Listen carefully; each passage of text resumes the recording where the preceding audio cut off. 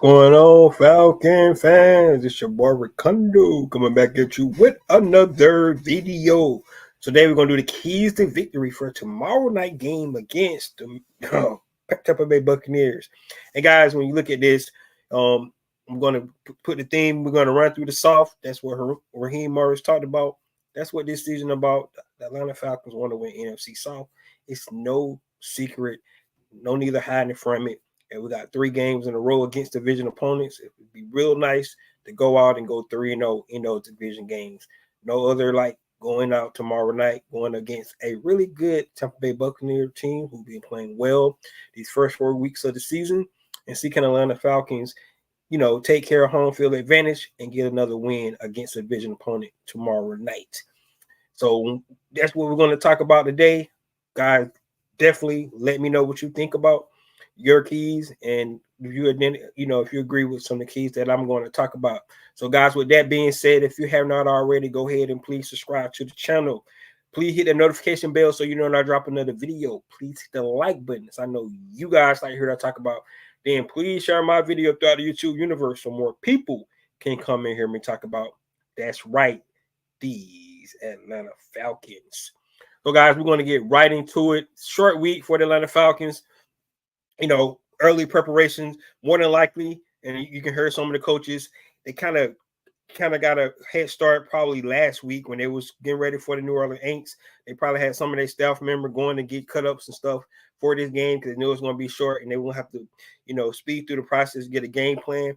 It's not going to be real complex. It's going to be something, go back to what you do best, your the things that you're good at. Try to take away some of the things that they're really good at. That's probably some of the things you're going to focus on. It's going to be a real nice game plan. The big thing about this is try to get guys in. The guys didn't have much of recovery. Try to get them in as healthy as they can. Get this game, hopefully come out with a win, and then get that 10-day break to get ready for the next opponent. So that's the whole idea of this Thursday night game. Try to take advantage of it. Good thing for the Falcons. They're at home. They didn't have to travel. Hopefully that ends up being an advantage for them, but we'll just have to see. But with that being said, the first thing we're going to talk about today is the injury report for both teams. And I don't really, know how much it's going to affect. Like I said, it's a short week anyway. But for the Tampa Bay Buccaneers, they got Elijah Cansey out, their defensive lineman, 2 of their receivers, not the guys that we would, you would think you take advantage of, but they got McMillan and Palmer out. One of their big key things for me is Antoine Whitfield Jr., who's one of their good safeties, Pro Bowl safety. That's he's going to be out, and then Godecki, their tackle, is going to be out as well for them. I don't know how much that affect. We know Vita Vea is going to be out there. We know Levante Davis is going to be out there. We know Mike Evans, Chris Godwin, all the guys out there. Look like they're both of their pass rushers going to be out there. Tryon, who's probably leading the team in sacks right now. So Atlanta Falcons got, some guys they need to still worry about, but that's the injury report for the Tampa Bay Buccaneers. For the Atlanta Falcons, only guys going to be out who wasn't already out. It's going to be Troy Anderson, who had a great game on Sunday afternoon against the New Orleans Saints. Actually was named the NFC Defensive Player of the Week. So shout out to him. Luckily, hopefully it's not a long injury for him. Good thing we just talked about it. He get a 10-day break. Actually, he get longer than that because he's not going to even play this Thursday. So he's going to get from Sunday all the way up to the next following Sunday to try to heal up. And hopefully he be back on the field, going up against the Carolina Panthers. Good news, Caleb McGarry full practice today, so that's good to see. Bijan Robinson, they had him on the injury report yesterday as limited practice. He was full practice back today. He said today that he was full to go. Jace McCullough, one of our other running back, he's questionable, but he hasn't been used all season anyway, so I don't think that's too much going to affect our roster as much. So, of course, with Troy Anderson be out, guy like JT Bertrand is going to have to step up and play a role. We know that the Atlanta Falcons brought Rashawn Evans back in on the practice squad. It'll be interesting to see if they him up to the the game day roster, because they can do that, to actually bring some more depth to that linebacker room. So we'll just have to see when we look at the actors tomorrow for what they're going to actually have up for game day. But guys, there you have an injury report for both teams. I don't think it's going to affect either way. It's going to affect the outcome of this game. This game is about a let's go put it on, let's play some football kind of game, because both teams is in the same kind of atmosphere where they have to come out and play a good afternoon game on Sunday, and come right back and play a Thursday game. Pretty much 4 days to get prepared for this game. Good thing about it, most of the guys are familiar with each other. That's why they put these division games out there. And let's see how each team perform tomorrow night. So I'm excited. I know you guys are excited. This is the third primetime game for the Falcons. They have one more Monday Night Football game against the Raiders later on in the season. But, the Falcons been out there. They've been putting it out there. They're 2-2. They're at 500. This actually early in the season is for the first place in the division. So let's see, can the Falcons grab hold of the division early? And then, from that point, see, can we hold it? So that's what we're going to look for. But that's the injury report. And let's see, can we get out unscathed with a W tomorrow night? All right. Let's talk about some offensive keys. So it's no secret for our Atlanta Falcons, these first four games, that, to say the least, the offense, production for the Atlanta Falcons has been underwhelming. It's really been not what we wanted to see. It's pretty much the same with some stuff we seen last year, not able to put points on the board. The interesting thing about this offense, it's reported that they already got they 10th in yardage, gain yardage for per game for a team, which is crazy to think that they put up that many yards. They actually put up 315 yards in this past game, but guess what? No points on the board. They end up kicking 4 field goals. Was enough to get the win. Of course, it was we know how that turned out. We got a special team score and a defensive score as well in that game. But 4 field goals probably won't get it done for you most weeks. So the Atlanta Falcons know they have a lot of room for improvement. They have the skill set of players who are going on, Christie. They have the skill set of players, to get it done. They have a great offensive line. They got a veteran quarterback. So really, it's just baffling to try to understand what's the issue with this Atlanta Falcons offense. Yes, in this context of this, it's a new offensive coordinator. Kirk Cousins coming back from injury. Don't have a whole lot of active reps with his guys, but he been here since OTAs. He probably threw every throw. They talked about how many snaps they had in training camp. Of course, they did not play in preseason, but at some point in time, it's got to what we seen on the practice field has to start translating into the games, right? When we seen in practice, they look in sync. They look like they was moving the ball down the field. It was a lot of positivity going on because Kirk Cousins seemed like he was humming during practice. For some reason, it's not translating to the game. And you have to, question a little bit of the new offensive coordinators at Robinson's. Maybe, that chemistry between quarterback and play callers not in sync yet, but they're gonna have to get it going, because at this point in time, if you think about our offense, it's the reason why the Atlanta Falcons is probably not even over 500 already, because if the offense has played better in some of these, the 2 losses that we had, the Atlanta could be undefeated this year because the defense has played well enough, and I also think the special teams have played well enough as well. So, but when you talk about offensive keys, you're starting to beat a dead horse every week when you start talking about these keys for this Atlanta Falcons offense, because it seemed like the same issues that we've been having. One of the keys definitely that we've been having is being able to run the ball. They have to be able to run the ball. That's one of the things that you want to be able to see them do. They can run the ball. It creates the play action. Kirk Cousins is a great play action quarterback. So if they're able to go out and run the ball, that will definitely, translate and be really good for them. So run the ball is definitely what the Atlanta Falcons need to do. You need to continue to run the ball. We saw how Tyler Algier can affect the running game. Bijan is a guy that, I think he can break and is supposed to play at any time because he's that dynamic with the ball in his hand. So running the ball always going to be the key for Atlanta Falcons. They got to be the staple. It's been the staple since, going back since 2021, since Terry Fontenot got here, of course, with Arthur Smith, and now with Raheem Morris. It's still the same formula. You got two awesome running backs, got a great offensive line that's able to get you open up those running lanes. So running ball always going to be the key because I think that opens up everything else for this offense. So they have to be able to do that. Third downs. They was a little bit better on third down on Sunday against the Aints. They still was only like 36%. But they got to start to keep improving that. So you did see improvement.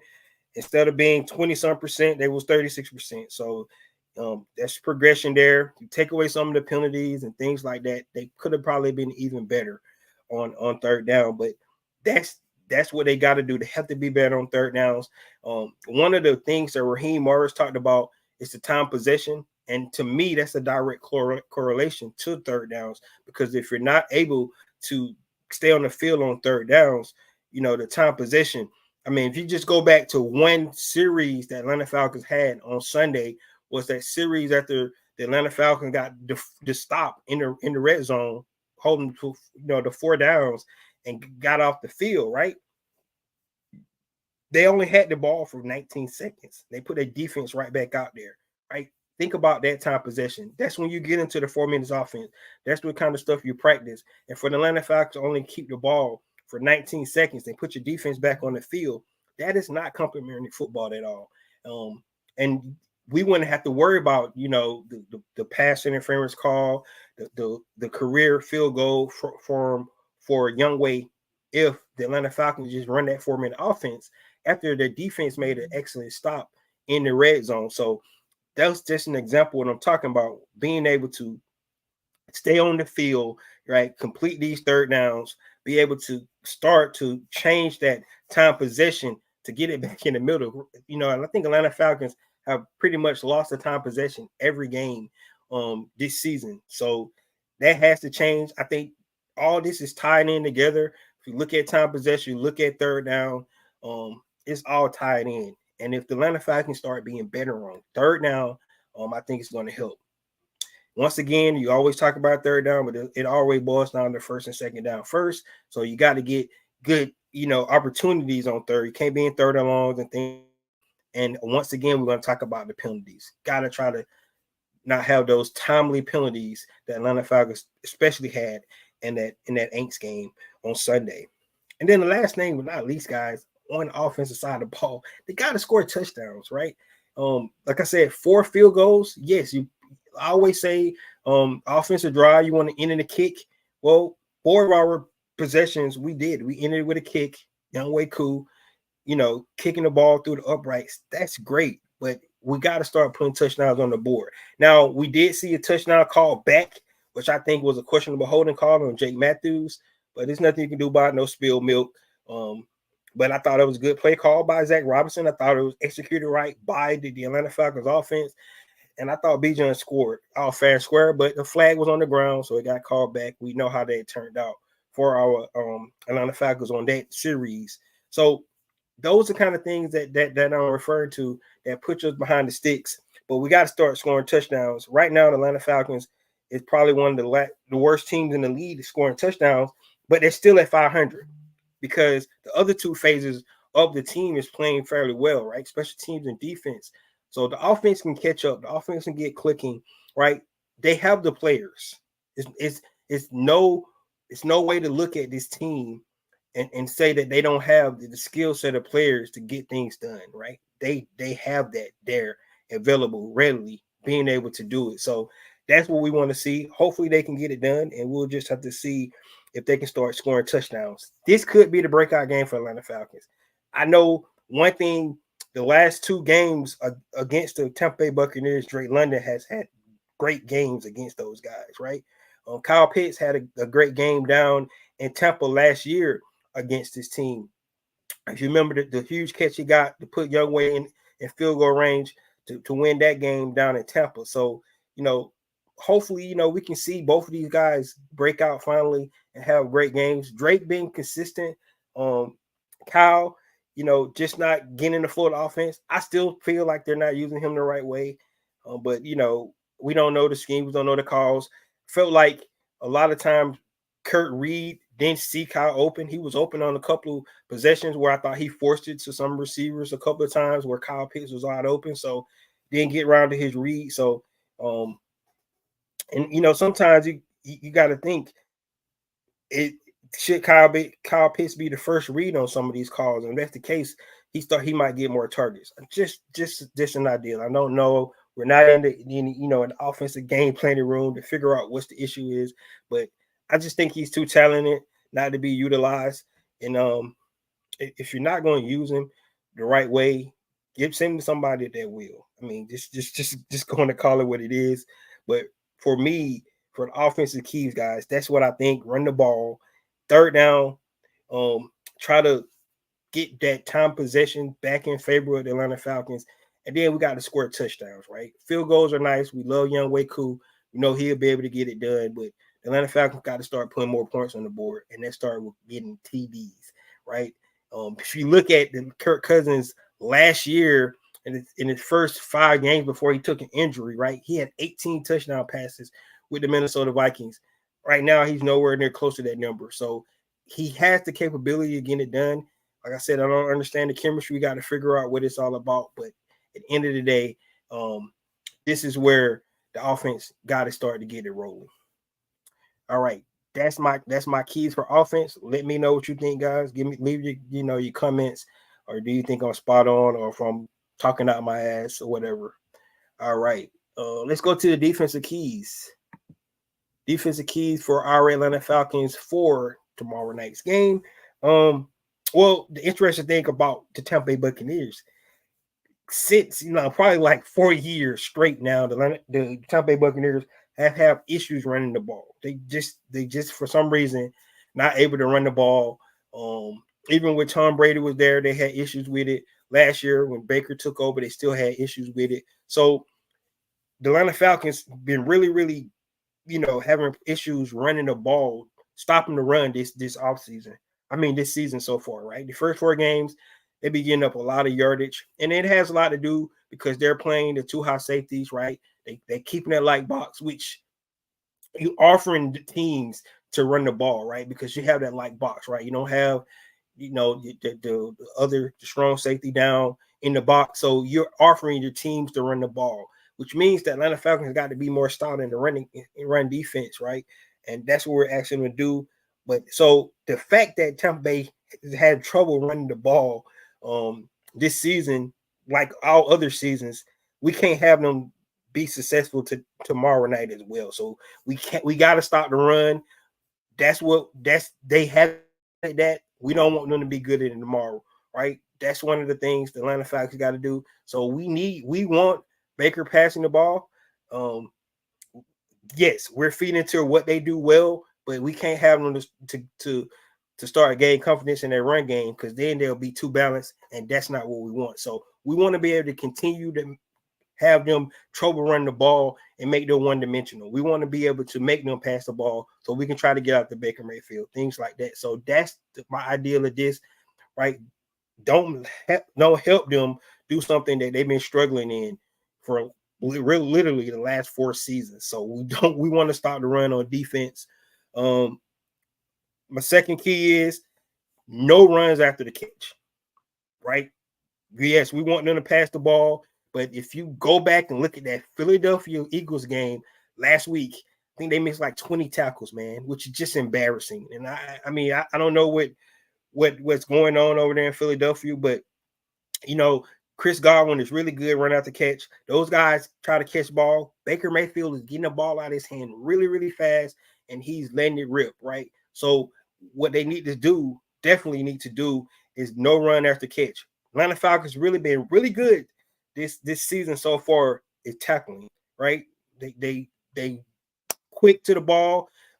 You hear Jimmy Lake and Raheem Morris talking about getting in the shoot, making sure that they're making those tackles once the ball is caught and things like that.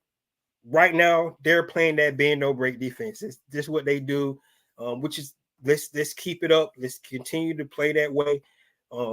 But he's going to get rid of the ball because right now I think he's been getting rid of the ball like less than 3 seconds every time. So he's been getting the ball out of his hand, but he's putting the ball in his playmaker's hand and he letting them run after the catch. Atlanta Falcons been really good at stopping run after catch plays. So we need to continue to do that. So that's my second key. We don't want to have leaky tackle issues in this game on the short week. Continue to play like we've been playing. Come up, make the plays. That's what we can do. Having those two high safeties back, we're not gonna give up big plays, right? Atlanta Falcons, the best in the league right now of not giving up explosive plays. That's the way they playing. That's the design. And so we need to continue to do that, right? So come up, make the tackles, get off the field on third downs. Hopefully they can do that. So that's my second key. And then the last key, since they are going to pass, it's no secret because they've been having so many trouble running the ball. Let's see, can we put some pressure on Baker Mayfield? Make him make a mistake. He's been playing excellent the last 2 seasons in Tampa. It's no secret that interesting thing about this Tampa Bay offense is the offensive coordinator come from the Los Angeles Rams, the same place Zach Robinson came from. So it's a very familiar offense that we're going up against this week. So Atlanta Falcons should kind of understand what's going on, right? They got different personnel, of course, but it's going on strength. We've been practicing against this type of offense the entire offseason, right? So Atlanta Falcons should be able to try to home in on what they're trying to do to this defense because they've been going up against it all offseason. So, it's going to be interesting. Same thing for their defense, if you want to put that in perspective. But that's what we got to do. We got to be able to pressure the quarterback. Like I just mentioned, he gets rid of the ball fast. But if we can disguise things and make it look, confusing for him, he might start to hold on the ball a little bit, and then one of our guys might can get home, right? The biggest thing about this Atlanta Falcons team, which looking at our, pressure quarterback numbers, it's to me, it's really got a lot to do with the offensive side of the ball because the offense is losing the time possession and we're not putting any points on the board. So we're not up on teams for they will have to pass a lot, right? So they're controlling the clock. So we're not able to get our pass rush going. We're not able to create pressures and things like that. So that's the issue with so many low pressure numbers because the Atlanta Falcons been in dogfight for the last 4 weeks, right? And so it's been close games. They've been balanced. They was able to have good, third down distances and stuff like that. So it's been really hard for our defense to be able to pressure the quarterback. And if we continue to do that, it's going to be the same thing. So we want to pressure the quarterback offense and get up, put some points on the board, get those guys behind, and then we can turn our pass rush loose. We can get some of those pressures that we were seeing in training camp, right? Where they were doing a lot of different pressures called blitz. They were sending at least one guy more than the offensive line can block. We haven't seen none of that, this season so far because, like I said, Atlanta Falcons just not, been in those advantageous situations to get their pass rush going. What they have been doing is really solid, in scoring, on scoring positions. Don't bend, don't break kind of defense. Get down in the red zone. Don't let those guys get in. That's what they really been good at. But we got to try to change that. If we can put pressure on Baker Mayfield, I think it will really help out a whole lot. So that's what I think about the defense, guys. We want to be able to stop the run. They haven't been running anyway. We don't want to, let them get healthy at that aspect. We want to be able to no runs after the catch, right? Make the tackles. Atlanta Falcons been a good tackling team. Do not be like the Philadelphia Eagles. 20 missed tackles. It's ridiculous. I don't know if I ever heard that many missed tackles for a professional football team. And then we want to pressure the quarterback. We can pressure the quarterback. That would be great. right? So let's look at some of these things. EQ say sounds good. Yep. James says new defense. I agree. Colonel said Terry T said, Colonel, I think we need another speed receiver. Yeah, I mean, yeah, losing Rondale Moore was huge. I agree with you on that. It was a really huge thing for us.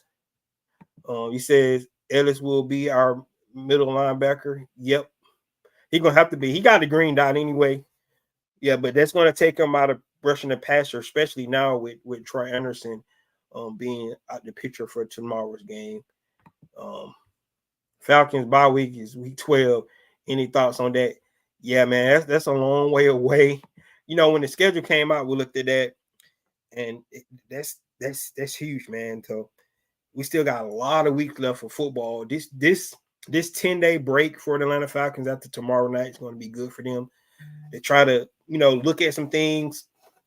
But to your point, you've got 6 more games to go after that before they have a break. So it's a long season. Hopefully we get some guys back here soon. Nate Landman, right? He was on the IR for at least 4 games. We'll get his status back here soon. We'll see where he's at. Drew Dahlman, he put on IR, so it's gonna be a while. He's at least got to be out for 2 more games before he can come back. So we'll definitely have to see on both of those guys. But one thing about the injuries in the NFL, man, is 100% injury, risk. So every now and then somebody's gonna get banged up, somebody's gonna get hurt. Hopefully, it's not long term, it's not season ending and things like that. But yeah, week 12 was a long time before we get a bye week. I agree with you. Terry T to get rid of Pitts and move Drake to tight end because he's really a tight end. I don't know about it. Drake is a great possession receiver, right? If you look at some of the great possession receivers, over the years, you look at a guy like Michael Irvin, you look at a guy like Chris Carter, those great possession receivers, guys that even a guy like Mohamed Sanu that you can throw the ball to on third down, who's probably going to catch the ball if he's open. Like some of those, and that was Drake is. He's a great possession receiver, great catch with his hands. Right? Don't bring the ball into his body. He did that the other day, which was interesting. That's the ball he dropped because he tried to bring it into his body. But usually Drake catches with his hands. He got strong hands. I think he's a great possession receiver. I think they're not using Kyle Pitts the right way, and I don't want to harp on this because I did it on the breakdown on the game from the Aints game, but you putting Kyle Pitts. Yes, he's a unicorn, right? He's athletic. He's 6'6", run a 4.4 40. But when you put him up against a cornerback is probably one of the most athletic players on the field besides, a receiver. Cornerbacks are athletic. So when you put a tight end up against a cornerback, is he really getting a mismatch? Yes, he has the height advantage, but if you're not throwing jump balls, you're having to run quick slants against the cornerback going to beat you to the spot, right? So why not use Kyle Pitts like other tight ends are used, right? You don't see guys like Sam Laporta or Travis Kelce being guarded by cornerbacks. They're getting guarded by safeties. They're being guarded by linebackers, right? Why is Kyle Pitts put in position and he being guarded by cornerbacks? I'm just trying to answer that question.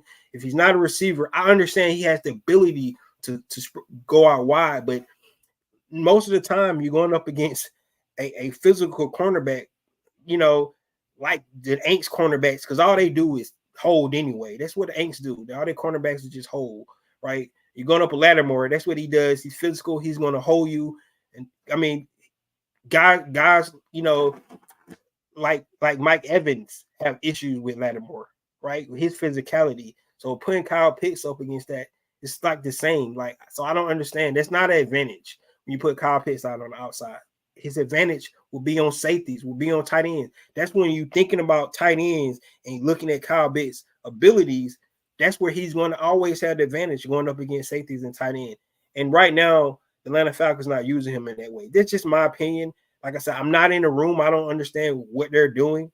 I know he has the ability, but if you use him like a tight end, I think he can take advantage of safeties and cornerbacks because that's where he would really, really be most explosive. Going up the seams, doing those crossing routes, you know, running away from linebackers, running away from safeties, i.e., that corner route he caught against the Kansas City Chiefs, right? That's what I'm talking about. That's how you utilize Kyle Pitts. I don't think he's been utilized right way. I know it's early in the season, but everybody putting all the blame on him, right? I just think they need to be able to put him in a position to be successful. And if they do that, I think he can take off from there. And if they're not going to do that, guess what? Move on from him. I mean, just I think you're right. Move on from Kyle Pitts and go out get a traditional tight end, big body tight end that people going to treat him as such. They treat Kyle Pitts like a receiver because his body style, but if you put him in line and they're going to go light, then you run the ball, right? You make them create the mismatch because you're going to put Kyle Pitts at tight end, right? So if they're going to be heavier light, it's going to be up to them, right? They're going to be light. You run the rock down their throat because they put an extra nickel in there to somebody to try to guard Kyle Pitts. But if they put him a safety or linebacker on him, that's when you take advantage of it. And that's just, to me, that's football 101. I'm not an offensive coordinator in this league. I'm just speaking what I think they should be doing. Pitts can't block. That's why they don't really line him up online. Well, he has to do something. He has to do something. And I don't know how true is that he can't block, right? And we just he have to get better at it. And if he can't block, man, you're right. They got to do something because he's not a receiver. He don't have a skill set as a receiver, guys. He does not. He's a tight end, right? That's why he was drafted so high as a tight end. He wasn't drafted as a receiver. I know he has the ability, he has the build maybe, but he's not a receiver. He's a hybrid. And if you go look at one of the greatest tight ends to ever play the game, look at a guy like Shannon Sharp, right? He wasn't huge. He wasn't a big tight end guy. He actually played receiver in college, but he came in and he kind of transformed the tight end position to what a lot of you guys see today with a Tony Gonzalez, with Antonio Gates, with a Travis Kelce, right? Rob Gronkowski was a different animal. He's a big guy that could do it all. But I'm talking about those tight ends that had the ability to create space, go up the scenes, dominate as a tight end. Shannon Sharp was the best at that. And that's the one I'm talking about. You're right. He needs to learn how to block, but that's what he definitely need to work on in the offseason or whatever he needs to do. But at some point, man, they got to use him the right way. And that's just my opinion. And I could be 100% wrong, but they keep using the way they're using him, he's going to continue to struggle. That's just my opinion. So true. Opponents worry about Pitts most going into games. Yeah, and I do believe that. I agree with you. I think they don't want him to rate the game. But if you use him the right way, yes. I mean, and guys, this is the only thing I gotta say about Kyle Pitts, right? We seen it. We seen it for one season. We seen how dynamic he can be for one season, right? They used him. Go look at most of his passes. It was up the seams, right? He had a great game outside against cornerbacks against the Miami Dolphins. I know you recall that game because I was there. It was awesome. But most of his passes when Matty Ice was throwing the ball, it was inside. It was on linebackers. It was quick passes, get him in space, right? They use him on screen plays. They use the skill set that he has, right? He's not being utilized like that now with Zach Robinson. Now, I go back to my first point on offense when I talked about time possession and getting more snaps right now, a lot of guys are not being utilized the way they can be utilized because we're not getting enough plays, right? I think the other Falcons had like 50 plays on offense this past game, right? We saw how Tyler Algier started to get going.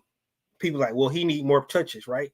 Well, we see how dynamic Bijan with the ball in his hand. Everybody say, well, he need more touches, right? So now you start thinking about if you give Bijan 15 touches a game, you give Tyler Algier 15 touches a game, which some of those guys probably need more, right? That's 30 plays, but if you're only doing 50 plays, right, that means only 20 more plays going to all the other playmakers that you got on the team, right? So that's the point I'm making. You gotta start having more sustained drives, third down plays and stuff like that, and then we might be able to see more of these guys get involved in the game. That's really what it really boils down to. The offense is it's failing right now, and it's looking like the numbers and things like that for our offense is down. Players are not being productive, but in reality, it's the offense itself. Um, it's just failing. They're not staying on the field long enough. All right, right now, their best turnout on third down is still 30%, 36%. It was 4 for 11, right? They got to start being better on third downs, man. They got to be able to stay on the field. That's what they got to do. If they do that, more guys are getting involved in the game. More guys are getting rhythm in the game, right? And that's what we need to see. Maybe tomorrow night will be what we need to see. They are still working chemistry with Cap. That's the point I'm making. They're definitely working it. Good thing we at 500, right? Right now, I mean, it would be awesome for the Atlanta Falcons to get that W tomorrow to go on that 10-week break, 10-day break, being in front of the division. That would be awesome. And with the New Orleans Aints going to primetime game against the Super Bowl champions, right? They got to go to Kansas City. So it would be huge for the Atlanta Falcons to get this W tomorrow night. Realize there's only four game to yeah, exactly. I'm not panicking just yet, but at some point they got to get together, man. And the optimism I have for this offense is what they was able to do in training camp. They looked explosive as hell in training camp, right? That's why everybody was so positive. That's why everybody was so optimistic about this offense because of the things they was able to do in training camp. It seemed like chemistry. Kyle Pitts looked amazing in training camp. Darnell Mooney, he looks like right now Darnell Mooney and Kirk look like they have the most chemistry. Him besides Raymond McLeod seems like he has a lot of good chemistry with Kurt as well. Drake has his moments, but you're right. Right now, the chemistry with Kyle Pitts is not there. But I think more plays will help that. And we just have to see. I think they need to do two more running backs with Bijan and Tyler on the field at the same time. Because trust me, when if they on the field at the same time, they're worried about Bijan. They are. Trust me, they're worried about him because, like I said, that guy, if he get loose, he's gone, right? And then they got to worry about Tyler coming downhill, and he's gonna break a couple of tackles. That's what he does, man. So, I would run two more, two running backs in the backfield, mix it up, but that's just the way I feel about it. We'll have to see how it goes on, through the season. But it's all about tomorrow. We got to get it done tomorrow, and then we can recuperate, get 10 days off, and come back and get ready for the Carolina Panthers, which will be another division game. So that's where we're at with it. So guys, we're going to do special teams, and for tonight, for special teams, simply just keep doing what you're doing. I have no complaints about what we've seen for special teams so far this season. I think they've been really outstanding. They've been outstanding in the kicking game. Return game maybe could be a little better to get a little bit more explosive plays, but I still think people still trying to work out that kickoff. It's not as dynamic as people tried to make it out to be. The dynamic kickoff, it ain't been that dynamic. It's been kind of dull for the most part. So that's what I think about the special teams. But special teams, just keep doing what you're doing. Young Way Cool is perfect, 9 for 9 on the season so far. Of course, he had his career field goal average. That's the longest field goal made in Mercedes-Benz Stadium as well. So, um, you know, special teams continue to do what you do, and that's really what it boils down to. So, guys, there you have it. That was on my keys to victory for tomorrow night's game. Um, I think the Atlanta Falcons get it done. When you're going up against a familiar opponent, it's going to be nip and tuck, right? Um, Tampa Bay Buccaneers have been playing very well this season, but the Atlanta Falcons been playing pretty well too, right? Despite how we feel about the offensive woes, right? They've been finding ways to get it done. They've been in every game, right? They've been in every game. The Atlanta Falcons could easily be 4-0 this season because that's how well, in my opinion, they've been playing. It's been some amazing, luck for Atlanta Falcons. But when I think about luck, I think about opportunities, right? When Saquon Barkley dropped that pass, Atlanta Falcons had opportunity to go down and win the game. It's just that simple, right? Um, Atlanta Falcons get an opportunity with a minute left on the clock to go down and try to kick a field goal. They did it, right? They gave Koo his opportunity to kick a 58-yard field goal, and he delivered. So that's what it boils down to, right? That's the NFL in a nutshell. Most games are going to be close. You got to get your opportunity to take advantage of it. And out of the 4 games, the Atlanta Falcons, I took advantage of 2 of them, right? So I think it's going to be a really good, contest tomorrow. They're coming in our stadium. I know we're tired, man. We just had a party on Sunday, so please be out there, be loud, be ready to go. I know I will be, and then we can take a 10-day break, guys, and get ready for the Panthers on the next Sunday. So, guys, that's all I have today. Thank you guys for tuning in. EQ says Kurt should have thrown the ball to TD pass the pitch higher. Yeah. Especially on that pass interference. Like I said, they're just not clicking like you wanted to be. And it's not all Kyle Pitts' fault. That's what I really want to say, because a lot of people are trying to say Kyle Pitts a buzz. It's not all his fault, man. Like, if you go look at the last drive of the game against the Aints last week, right? Kirk Cousins went to Darnell Mooney 3 times in a row. If you look at some of those plays, Kyle Pitts, Bijan Robinson opened on a couple of plays, just read it wrong, man. Young Way Cool wouldn't have had to kick a 58-yard field goal. He would have had more yards on some of those possessions. So you have to look at it in the totality. And even Kurt missed today. He have misread some of the plays sometimes. He don't force some balls in. So it's not all the offensive coordinator fault. It's the execution of the play, right? Especially when you're looking at Kirk Cousins, especially against the Aints. He had a lot of time to throw the ball, right? So he could have went through his progressions and found the right play. And I think he forced the ball a couple of times, So that's what you look at. Dartmouth say, how do you feel about the black throwback retro uniform Falcon wearing tomorrow night? Honestly, man, I wish they'd just keep wearing the red helmets. The Falcons are literally freaking 11-3 with those red helmets. They need to just go back to the red helmets. First of all, I love the red helmets, man. But they 11-3 when they wear those things. So they always get ready to play in the red helmets. So I love it. And I'm glad you mentioned the throwbacks, because I forgot to mention that Matt Ryan is going to be going into the Ring of Honor tomorrow.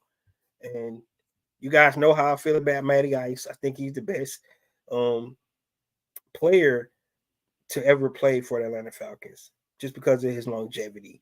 He's not I know what you guys are gonna say, he's not, but for his 10-year, 14 seasons as Atlanta Falcon, he's the best to ever do it.